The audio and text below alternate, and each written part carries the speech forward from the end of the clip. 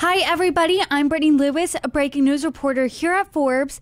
Joining me now is Matt Taglia, Senior Director at Emerson College Polling. Matt, thanks so much for coming back on. Hey, happy to be here. Matt, we are about 4 weeks out from Election Day, and Emerson College Polling has a new national poll out showing Vice President Kamala Harris with a slight lead over former President Donald Trump in a very tight race. What are some of your takeaways? Yeah, so the race hasn't changed too much since we last polled it in September. We have Harris now at 50, Trump at 48. Previously, we had Harris at 49 and Trump at 47. But we do see a little bit of movement within the different demographics. So Trump is now narrowly winning independents with 53%. Harris was winning those voters in the previous poll narrowly. So that could be a little bit of statistical noise. We might see that flip and flop heading into the final weeks of the election. There are very few undecided voters at this point. It's just 2%. We see an even gender split. So about 55% of women say they plan to vote for Harris, whereas 55% of men say they plan to vote for Trump. And we see that Harris is also narrowly winning the suburbs. So altogether, this looks a little bit like 2020. Harris is slightly down from where Biden was at the same time. Emerson had Biden up by about 4 points at the same time in 2020. So, I do expect that she will hit roughly that mark, but she might come up a little bit short from where Biden was in 2020 on Election Day. You made an interesting point that independents are now going more toward Trump opposed Harris. Is that because the top issues that independent voters care about the most are more aligned with Republican voters opposed to Democrats? Can you talk to us about that? Yeah, that could be the case. So independents, and frankly, everyone says that the economy is their top issue. But independents in particular, they sort of split the difference between Republicans and Democrats, but leaning a little bit more towards Republicans. So they say, the economy and cost of living are their top issue, but then immigration is their second issue. That's like Republicans. And then you look a little bit further, and threats to democracy is their third, which is more along the lines of Democrats. Harris wins those voters overwhelmingly. So, yeah, I think that there is something to be said there that Trump is tapping into, especially that economic messaging and immigration. He overwhelmingly wins those voters. And so as long as that trend holds, then that's good for his campaign. He's going to pick up some independent support aside from the diehard Republicans. Will it be enough? I don't know. But for right now, that's what I would want to see if I'm the Trump campaign. You noted at the top that there are only 2% of voters who are undecided as we sit here now, a month away from Election Day. Is that normal? Yeah, that's fairly normal. 2%, I think that's roughly in line with the 2020 election. We would typically expect to see that undecided number somewhere between, say, 2 and 5% at this point. So it's not a big surprise to see that.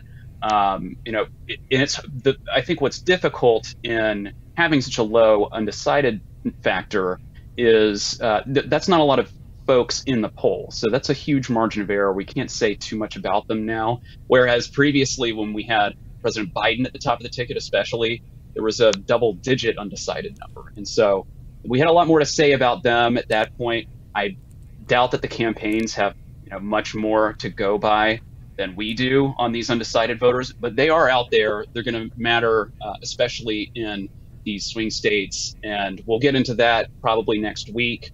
We'll have fresh swing state polls coming then. I am curious, when you break down all of these numbers by age, there's a pretty clear picture of younger voters 49 and below versus voters 50 and above, and they trend a certain direction. Can you elaborate on that? Absolutely. So, younger voters have been a little bit difficult to track this election cycle, especially compared to previous election cycles. And that was especially true when we had President Biden at the top of the ticket. We saw some, frankly, strange numbers where, the 18 to 29 demographic was breaking for Trump. And that was really because there was so many undecided voters in there at that time. That is not the case anymore. We see Vice President Harris winning these voters by roughly a 2-to-1 margin. But when you look at the 30 to 39 demographic, these voters who are just a little bit older, that's very competitive. That's roughly a 50-50 split between Harris and Trump. So that is a little odd, and that's not necessarily what I would want to see if I'm on the Harris campaign. But as you noted, if you look overall with the under 40 category, under 50 category, we see Harris as around 55% with these voters overall. That's not bad. That is, I would want to see that if I'm on the Harris team. I would really like to see that get closer to that 60% mark overall, but it's not a bad place to be. And the opposite is true for Trump. He is winning among voters over the age of 50. That's exactly what we would expect. We're not necessarily seeing some of those oldest voters, those in the 70 plus category. We're not necessarily seeing them soften on their support for Trump, which we saw previously. So that's a good sign for him. If I'm him, I want to run the score with these older voters.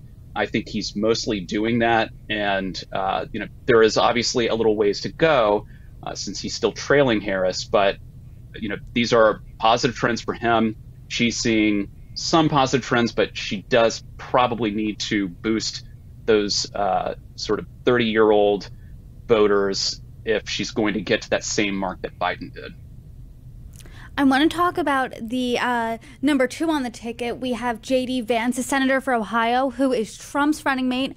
We also have Minnesota Governor Tim Walz, who is Harris's running mate. What do voters think about them? Yeah, so overall, they have a pretty similar opinion of both of these vice presidential candidates.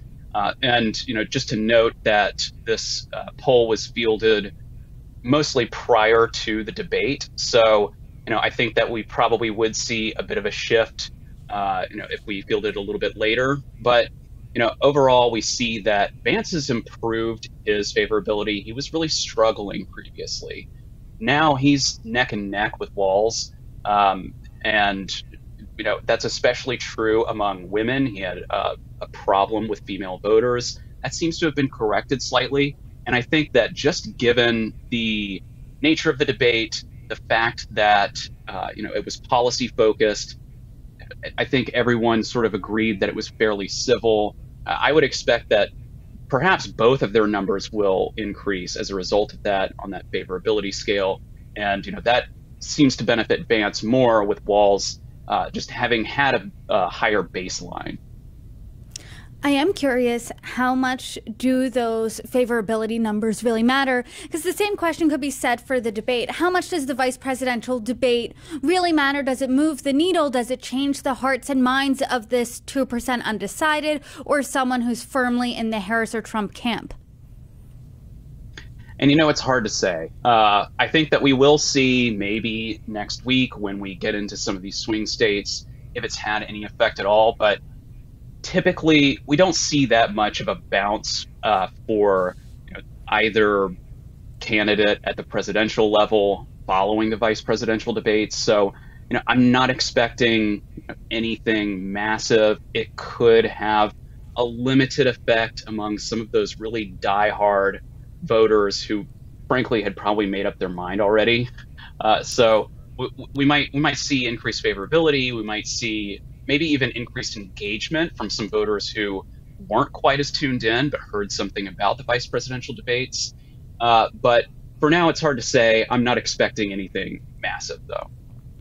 Last month, we saw Harris and Trump meet each other for the very first time in person on the debate stage. Just this past week, we saw Walz and Vance do the same thing. Is there an appetite amongst voters for another debate between Harris and Trump? There is. A majority say that they would like to see another debate between Harris and Trump. And that was especially true of Democrats. I think roughly 3/4 say that they would like to see another debate. Less true of Republicans. There was a minority who said that they'd like to see another debate. But then independents, they do say that they'd like to see another debate. A majority say that they would. And I think that you kind of have to pay attention to that number in particular, those independent voters. If you're either campaign and you're mulling whether or not you want to do another debate, and I think in the case of the Trump campaign, they're a little bit more hesitant. I would reconsider, because those independent voters do want to see you out there. You're already potentially winning them. Maybe you can run that up. Maybe you can solidify that vote, because again, that has changed over the past month or two. So I would say that vote is very fluid. And so there is upside there for the Trump campaign if they'll agree to terms and conditions. Like I said at the beginning of this interview, we are 4 weeks out from Election Day, a month away. We are at the beginning of October, and as you know, every 4 years, every election season, there is that October surprise. As a pollster, you focus on the numbers. Are they swayed if there is an October surprise? And how much does that matter?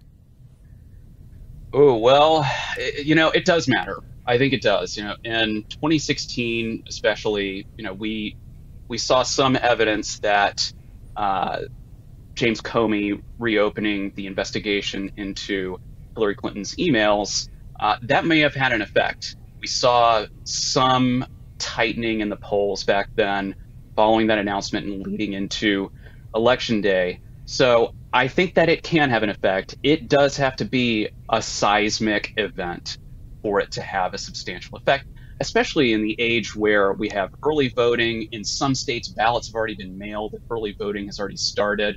So, I think that it can have an effect. It has had an effect, but the bar has risen, and that really has to be major news to affect that Election Day vote, especially. Well, a lot remains to be seen between now and November 5th. But in between then, I hope you come back on and break it down with me. Matt Taglia, thank you so much for joining me. Absolutely. Thanks so much for having me.